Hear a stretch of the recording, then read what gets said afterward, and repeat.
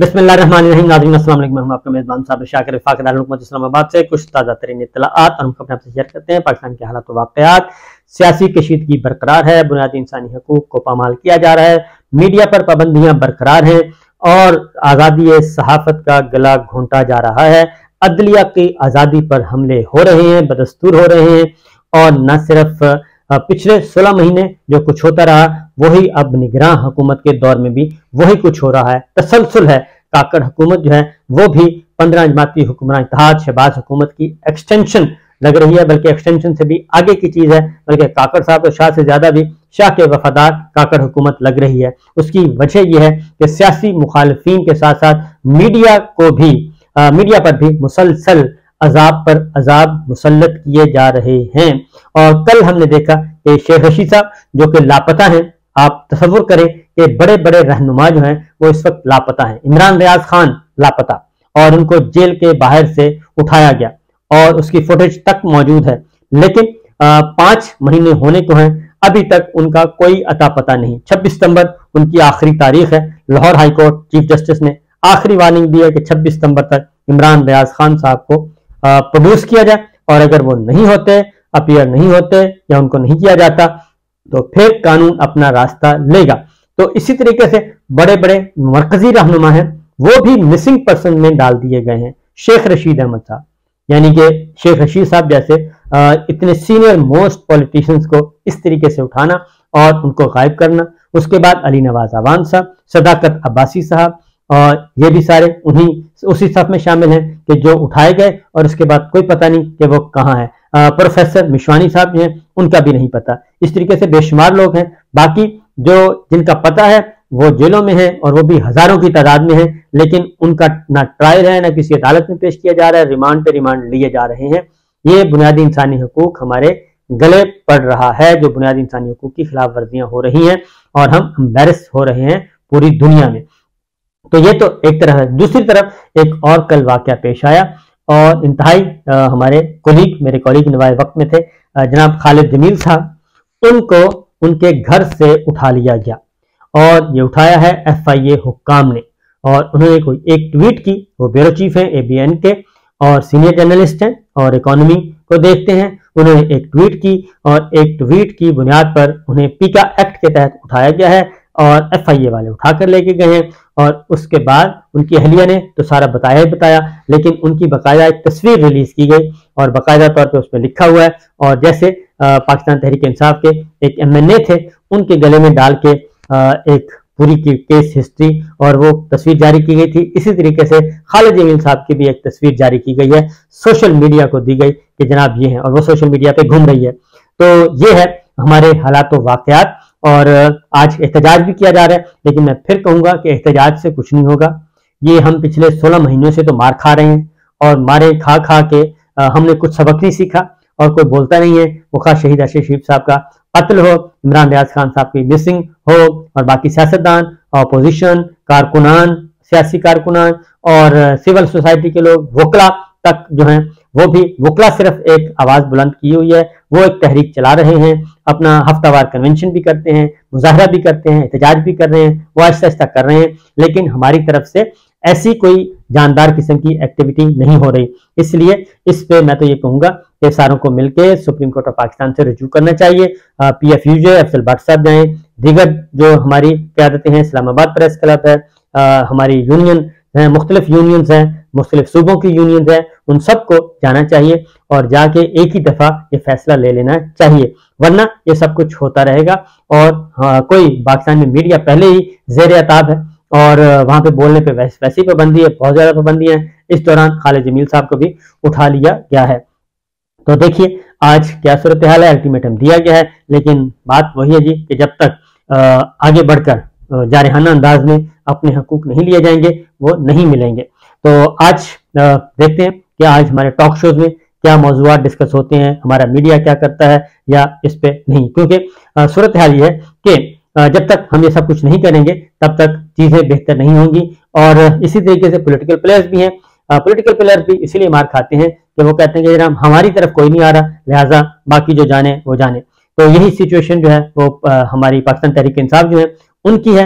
और अपोजिशन जमात है, वाहिद अपोजिशन जमात है, उनके साथ वो अभी भी उसे अपोजिशन जमात के तौर पे ट्रीट किया जा रहा है और उनकी कारकुनान की, उनके रहनुमाओं की जिंदगियां अभी भी अजीरन है, वो खा टिकट होल्डर्स हैं या उनके ओहदेदारान हैं, ये सारे के सारे कर रहे हैं। ये तो है हमारे घर में लगी हुई आग है। और निगरान हुकूमत जिसने ये काम करना है कि लोगों को रिलीफ देना है, काकड़ साहब जो हैं वो 18-20 लाख रुपए फी कमरे के किराए में अमेरिका में रह रहे हैं और एंजॉय कर रहे हैं। अक़वाम मुत्तहिदा की जनरल असम्बली से एक तरकीब करनी थी, लेकिन वहां पे वो उनकी सेल्फियां ज्यादा मशहूर हो गई हैं और अभी तक कोई भी मुलाकात उनसे ऐसी मुलाकात नहीं हो सकी जो कि कहा जाए कि जनाब वाकई ये पैसे पूरे हो गए हैं कि जनाब हमारे वजीर आजम गए थे और वहां पे इंपॉर्टेंट मुलाकातें हुई हैं, कोई मामला तय हो गए हैं, कोई पेशरफ्त हुई है, कोई सरमायाकारी आई है, कोई इस तरह की चीजें, कोई दो तरफा ताल्लुकात में बेहतरी हुई है, किसी को पाकिस्तान आने की दावत दी है, किसी सरबराह ममलिकत को, ऐसा कुछ भी नहीं हुआ। और अभी तक अगर कहा जाए तो ये दौरा नाकाम से नाकाम तर जा रहा है। तो हमने पहले भी कहा था कि एक केयर टेकर प्राइम मिनिस्टर जो है उन्हें यूएन जनरल असेंबली में जाके करना ही क्या था, एक तकरीर ही तो करनी होती है। वो जलील अब्बास जिलानी साहब कर देते क्योंकि निगरान हुकूमत है, केयर टेकर प्राइम मिनिस्टर हैं, सबको पता है कि निगरान हुकूमत है, आने वाली मुस्तकिल हुकूमत उसको तो एंगेज किया जाता है। तो निगरान हुकूमत का काम है डे टू डे बेसिस पे काम करना है और इलेक्शन का इनेकाद करवाना है और इससे ज्यादा कुछ नहीं होता। IMF के साथ उनकी मुलाकात हुई है प्राइम मिनिस्टर की, लेकिन उसमें भी कोई खातिर खा कामयाबी हासिल नहीं हो सकी। और IMF ने तो अब ये कह दिया है कि हमने तो कहा था जी अमीरों पर टैक्स लगाएं, आपने गरीबों पर लगा दिया। हमने कहा था अशराफिया को ज्यादा से ज्यादा टैक्सों का बोझ डालना चाहिए, आपने गरीबों पर डाल दिया। लेकिन दूसरी जानिब IMF क्या कह रही है, दूसरी जानिब कह रही है कि 200 यूनिट बिजली इस्तेमाल करने वालों को भी आपने कोई रिलीफ नहीं देना। और फिर एक और मसला भी बना हुआ है कि अगली किस्त भी आनी है नवंबर में, उसका अक्टूबर में शायद उसका जायजा लिया जाएगा, नवंबर में या दिसंबर में किस्त रिलीज होनी है।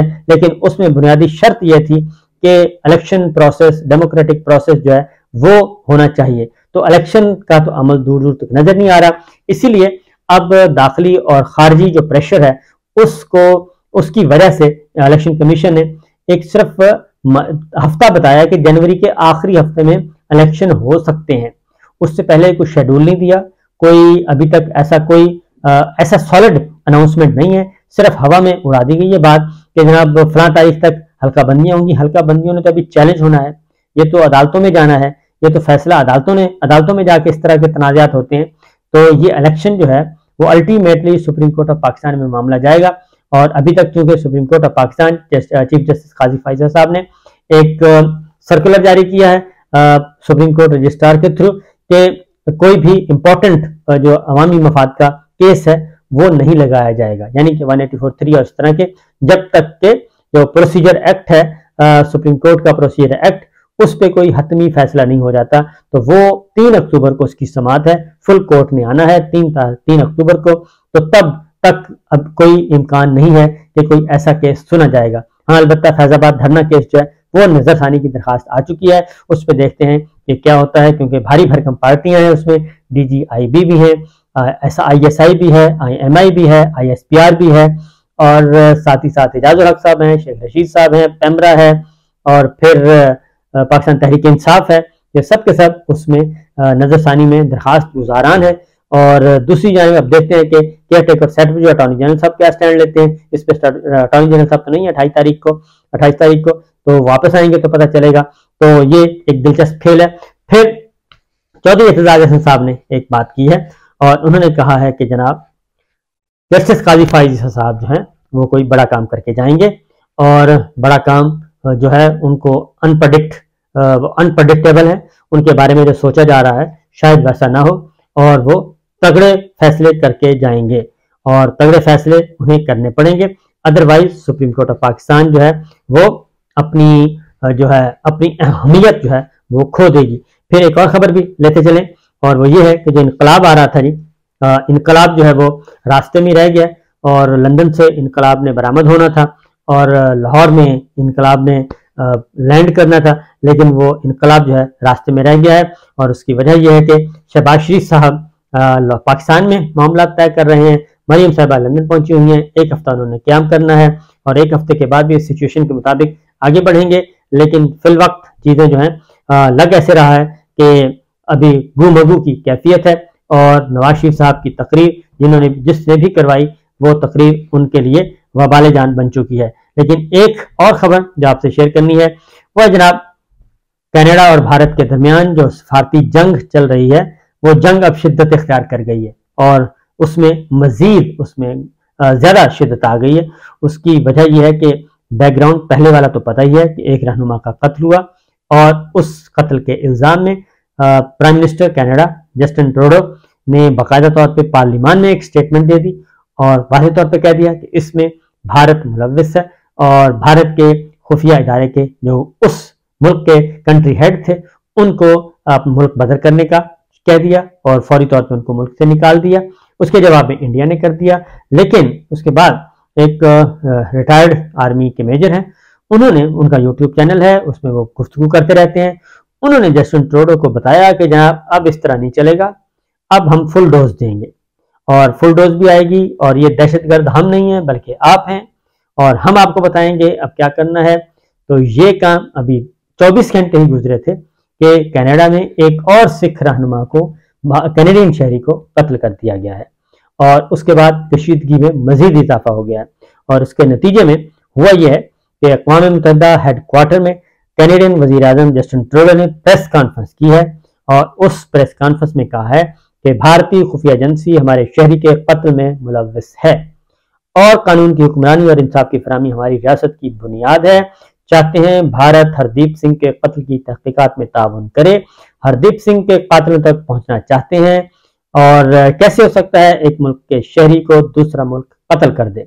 कैनेडियन शहरियों के जान माल की हिफाजत रियासत की बुनियादी जिम्मेदारी है। भारत इल्जामात को संजीदगी से ले, इंसाफ की राह में रुकावट मत बने। भारत पर इल्जामात की संगीनी का इदराक है, सच जानना चाहते हैं।